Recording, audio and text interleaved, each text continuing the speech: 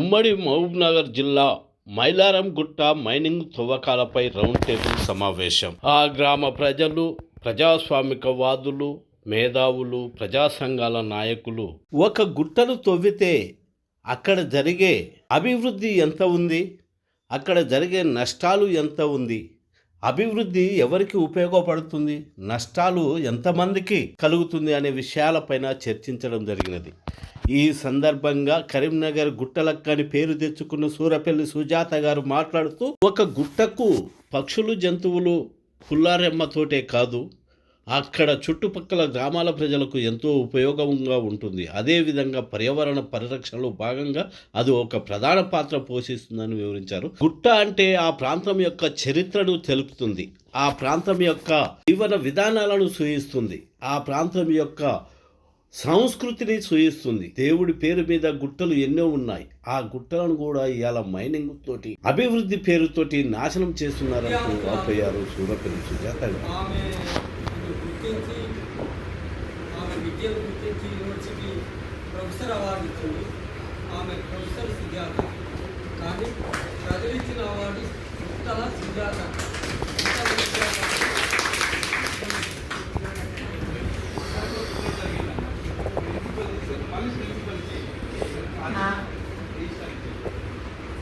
చాలా సంతోషంగా ఉంది. ముఖ్యంగా ఈ మైలారం గుట్టను కాపాడటానికి పోరాటం చేస్తున్న అందరూ కూడా మనస్ఫూర్తిగా నమస్కారాలు, ధన్యవాదాలు. ఎందుకంటే అది చాలా కష్టమైన పని. నేను సుదర్శను 2008-9 నాకు కరీంనగర్ ట్రాన్స్ఫర్ అయింది. మేము నలుగురమే ఒక బ్యానర్ పట్టుకొని పోతుంటుంది, గుట్టను కాపాడండి అని. పిచ్చోళ్ళని చూసినట్టు చూసినారు మమ్మల్ని. వీళ్ళకి ఏమన్నా పిచ్చా ఎందుకు ఇట్లా. అదే ఇద్దరు మనుషులం తర్వాత కరీంనగర్ మొత్తం ఉద్యమ కేంద్రంగా తెలంగాణ భూమి రక్షణ సంఘం అని ఒకటి అప్పుడు పెట్టి, కుమారస్వామి కూడా ఉండే అప్పుడు మనతోటి, ఇప్పుడు పౌరవంతిగా ఉంటాడు. అయితే గుట్టలలో ఫస్ట్ మేము చాలా ఎమోషనల్గా కనెక్ట్ అయ్యి, అయ్యో చెట్టు పోతుంది, పుట్టు పోతుంది, లేకపోతే మేత లేదు, తాడు చెట్లు, కళ్ళు పోతుంది, అట్లా అనుకుంటూ తిరిగినాము. మా మా మా టైంలో అక్కడ ఫారెస్ట్ అధికారి ప్రియాంక వర్గీస్, ఇప్పుడు ఇక్కడ స్టేట్ రూమ్లో ఉన్నారు, ఆమెకి వెళ్తే ఆమెకేమో ఎలుగుబంట్లు అంటే ఇష్టం. ఎలుగుబంట్లు పోతున్నాయి అని చెప్పి ఆమె చాలా, తర్వాత జాగ్రఫికల్గా ఫారెస్ట్కి సంబంధించి ఫ్లోరా, ఫౌనా, దానికి సంబంధించిన మ్యాటర్ అంతా మాకు ఇచ్చి తను ఏం చెప్పిందంటే, చాలా మందికి తెలియదు, గుట్ట పోతుందంటే ఏదో డబ్బులు కలెక్టర్ దగ్గర పోయి మేము ఆర్టీఐ చేస్తే మాకు 100 కోట్లు వస్తుంది, 2 కోట్లు వస్తున్నాయి, ఇంత ఆదాయము, ఇంత రెవెన్యూ జనరేషన్ అవుతుంది, దీన్ని ఎట్లా పోగొట్టుకుంటామని ఆమె చెప్పేది. కానీ ఒక గుట్ట పోవడం వల్ల మొత్తం చుట్టుపక్కల పర్యావరణం, మనుషులు అందరూ పోతారు. అది అది ఎట్లా చెప్పాలని మాకు అర్థం కాలేదు. రఘునాథ్ దగ్గర కూడా చాలాసార్లు వచ్చినప్పుడు.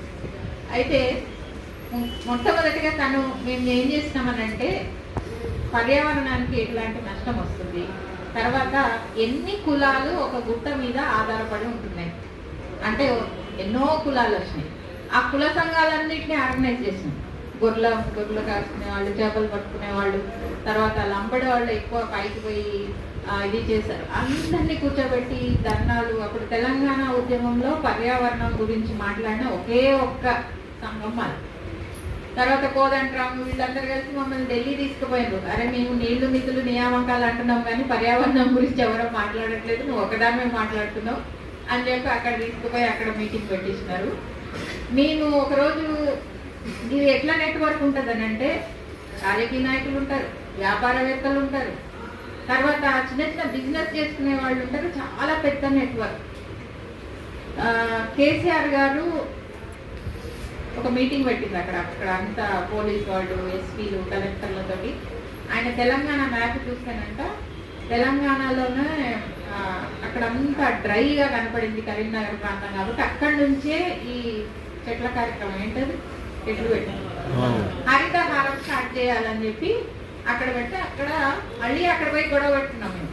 ఇక్కడ ఎందుకు డ్రై ఉంది, ఇక్కడ ఆల్రెడీ మైనింగ్ ఉంది, ఇక్కడ ఆల్రెడీ ఇసుక తవ్వుతున్నారు, ఇక్కడ మొత్తము గుట్టల విధ్వంసం జరుగుతుంది కాబట్టి విధ్వంసం చేసేది మీరే, మళ్ళీ ఇక్కడ హరితహారం చెట్లు పెడతాము అని చెట్లకు మళ్ళీ ఎన్నో కోట్లు పెట్టి ఆ చెట్టు బతికేది లేదు, పెట్టేది లేదు. కానీ అయితే మాకు చాలా ఒత్తిడి, చాలా ప్రెషరు, చాలా మాకు ఏం చేయాలో పాల్పోక ఒక్క ఎగ్జాంపుల్ చెప్తానండి.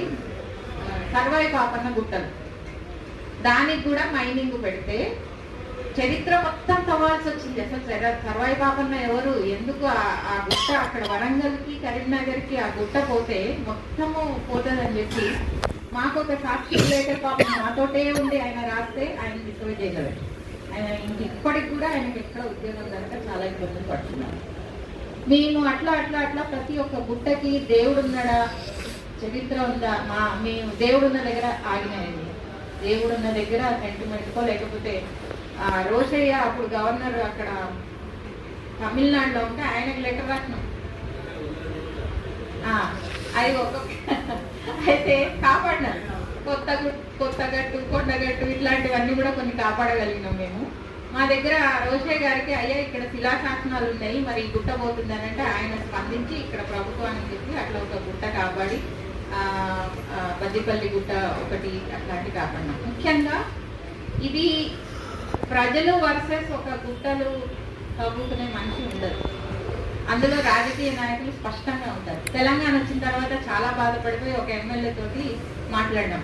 ఆయన అన్నాడు, అమ్మ నువ్వు ఇదివరకు మైసమ్మ గుట్ట, పోజమ్మ గుట్ట, ఇంకేదో గుట్ట అంటుంటివి, ఇప్పుడు కేసీఆర్ గుట్ట, కవితమ్మ గుట్ట, హరీష్ రావు గుట్ట, చాలా గుట్టలు ఉన్నాయి, ఇప్పుడు చాలా కష్టం, మేమేం చేయలేము అని చెప్పిండు. సో ప్రశాంత్ భూషణ్కి ఒకసారి మొత్తం ఈ కట్ట తీసి ఆర్టీఐ తీసి అన్ని తీసి ఆయనకి మేము పోస్ట్ చేసాం. ఆయన ఏం చేసినారు, గ్రీన్ ట్రిబ్యునల్ కేసు, గ్రీన్ ట్రిబ్యునల్లో వాదనకి నేను వెళ్ళిన ఢిల్లీకి వెళ్తే ఇది అడవిలో లేదు కాబట్టి దీని గ్రీన్ ట్రిబ్యునల్ కింద రాదు, ఇది ఫారెస్ట్ కింద లేదు కాబట్టి ఇది ప్లెయిన్ ఏరియాలో ఉంది కాబట్టి నువ్వేం చేయలేము అది అన్నారు. తర్వాత అక్కడ రిత్విక్ దత్తా అని ఇంకొక ఆయన ఓన్లీ ఈ పర్యావరణానికి చేసే లాయర్ ఉంటే మళ్ళీ ఆయన దగ్గరికి వెళ్తే ఆయన అన్నాడు, ఈ కోర్టులు చట్టాలు ఎట్లా తవ్వాలో చెప్తాయి కానీ ఎట్లా తవ్వకుండా ఉండాలో చెప్పవు. అంటే ఇక్కడ తవ్వకపోతే ఇక్కడ తవ్వు, ఒకవేళ ఇక్కడ తవ్వితే ఇక్కడ చెట్టు పెట్టు, లేకపోతే ఇక్కడ వచ్చే డబ్బులు వీళ్ళకి ఏదో రోడ్లు వేయించు, ఇంకేదో వేయించు అని చట్టం ఏం కాదమ్మా. అటు తిరిగి బాలగోపాల్ ఉన్నప్పుడు భూ పోరాట ఐక్య సంఘటన అని చెప్పి నేను ఒక్కదాన్ని దాదాపుగా 2 సంవత్సరాలు అటు కాకరాపల్లి నుంచి, విజయనగరం నుంచి, కాకినాడ నుంచి, గంగవరం పోర్టు నుంచి అందరి నిర్వాసితులను తీసుకొచ్చి హైదరాబాద్లో మీటింగ్ పెట్టి ఇది ఇవాళ గుట్ట కావచ్చు, అక్కడ చెరువు కావచ్చు, ఎథనాల్ కావచ్చు, ఏదైనా కావచ్చు, పర్యావరణం పోతే మనిషికి మనుగడ లేదు. అయ్యా నువ్వు ఇవాళ 2 రూపాయల కిలో బియ్యం ఇస్తున్నావు, రేపు నువ్వు ఎన్ని రూపాయల కిలో బియ్యం ఇస్తావు, అంతా పోయినాక, అసలు పంటలు పోయినాక, మనుషులు పోయినాక. ఇవాళ చూడండి డయాలసిస్ల గురించి మాట్లాడుతున్నారు. డయాలసిస్లు అంటే మీ కిడ్నీలు పాడైపోతున్నాయి, నీళ్లు లేవు, నీళ్ళ వల్ల ప్రాబ్లం ఉన్నాయి, కానీ నీళ్ళ గురించి మాట్లాడట్లేదు. ఇప్పుడు మన పరిస్థితి ఏంటంటే గుట్టల ఉద్యమం మేము చివరగా విరమించుకోవాల్సి వచ్చింది. ఎందుకనంటే కేసులు అవన్నీ బెదిరింపులు ఓకే, అవి తిరుగుతూనే ఉన్నాం, అవి ఇప్పుడు కూడా కోట్ల చుట్టూ. కానీ ప్రజలను కొనేస్తున్నారు, ప్రజలని ముఖ్యమైన వాళ్ళని కొనేసి వాళ్ళకి తీసుకుంటున్నారు కాబట్టి అది మా మీద వేస్తున్నారు. మేము కూడా డబ్బులు తీసుకుంటున్నట్టు, మేము కూడా లాలూచి పడుతున్నట్టు ఆ ఒక్క సందర్భంతో మేము ఆగిపోవాల్సి వచ్చింది.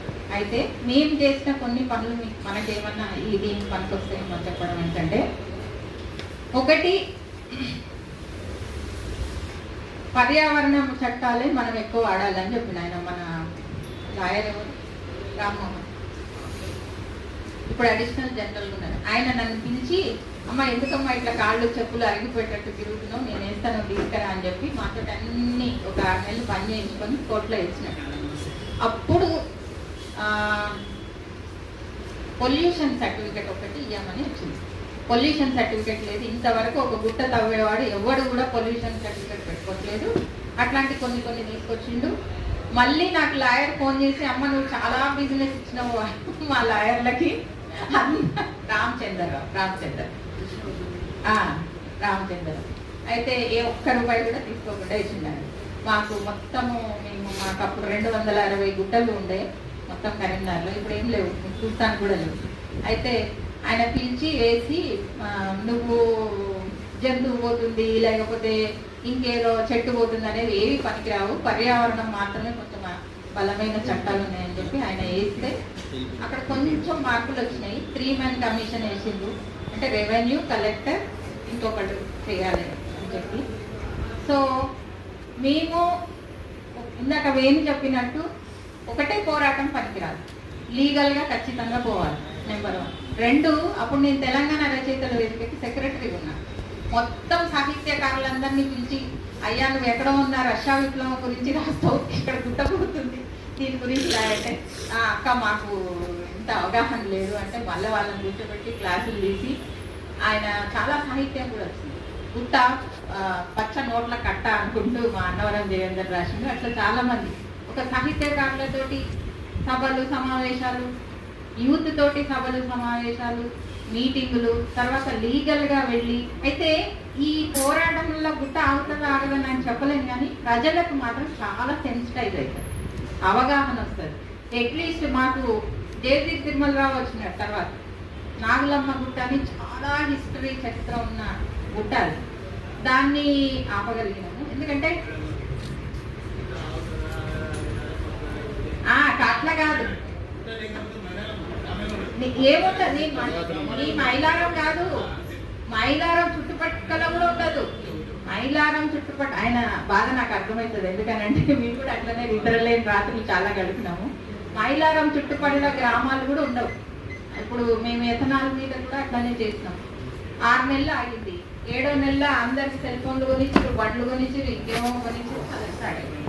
అంటే ఇప్పుడు మనము మన మీద వాడు చేసే ప్రయోగాలు చాలా ఉంటాయి, బెదిరింపులు ఉంటాయి, లొంగుబాట్లు ఉంటాయి, ఇవన్నీ ఉంటాయి. అందరూ మనలాగా పోరాటం చేయమంటే కష్టం. కానీ మీరు ఇవాళ ఎట్లయితే ప్రజల్ని, ప్రజా సంఘాలని పనిచేసే వాళ్ళని తీసుకొచ్చి పెట్టినారో, ఇది ఖచ్చితంగా ఒక సిగ్నల్ ఇస్తుంది. ఇది ఖచ్చితంగా అక్కడ పనిచేసే వాళ్ళకి ఇది చాలా పెద్ద పోరాటంగా తయారు కాబోతుంది. అది మేము అది ఆపే పరిస్థితి కూడా దారితీస్తుంది. తర్వాత మమ్మల్ని మైనింగ్ ఎన్ఎండిసి వాళ్ళు పిలిచినారు. ఎన్ఎండిసి మీటింగ్ పిలిచి మేము ఒక జోన్ తయారు చేస్తున్నాము, ఎస్సీజెడ్ లాగా, అట్లనే మైనింగ్ జోన్స్ తయారు చేస్తున్నాము, ఆ జోన్లలో ఉన్న గుట్టలన్నీ తీసేస్తామని చెప్పి ఆయన, మేము దానికి ఒప్పుకోలేదు. కానీ ఆ చట్టం అది చేసినారు, అప్పుడు జీవో అయితే ఉంది, అది దాని ప్రకారం కూడా. సో ఎక్కడైతే వాళ్ళు చెప్పేది ఏంటంటే, వనరులు ఉన్నాయి కాబట్టి, రిసోర్సెస్ ఉన్నాయి కాబట్టి వాటిని అమ్ముకొని ఆ డబ్బుతోటి మళ్ళా ప్రజలకి మార్క్స్ సిద్ధాంతం కూడా చెప్పాడు ఒక ఆయన నాకు, దాన్ని అమ్ముకొని మళ్ళీ ప్రజలకి ఖర్చు పెట్టాలని. అంటే నేనన్నా నువ్వు పెట్టే ఖర్చు సరిపోదు. ఒకవేళ నువ్వు మమ్మల్ని అయితే అసలు ఎన్ని మాటల్లో ఎన్నో మల్లారెడ్డి కూడా ఉన్నాడు, నువ్వు గుట్ట తవ్వకపోతే నువ్వు కారు వేసుకొని రోడ్డు మీద ఎట్లా వస్తావు, గుట్ట రోడ్డు వేస్తావంటే కంకర కావాలంటే గుట్ట తవ్వాలి, ఇట్లా అనమాట. నీకు మైనింగ్ వద్దంటావు, నీకు కరెంట్ ఎట్లా కావాలి, నీకేం అర్థమైతే అని ఇట్లా మన వాళ్ళు దాడులు చేసిన సందర్భాలు కూడా చాలా ఉన్నాయి. ఒకటి పోరాటం ఖచ్చితంగా బాలగోపాల్ ఎప్పుడు చెప్పినా,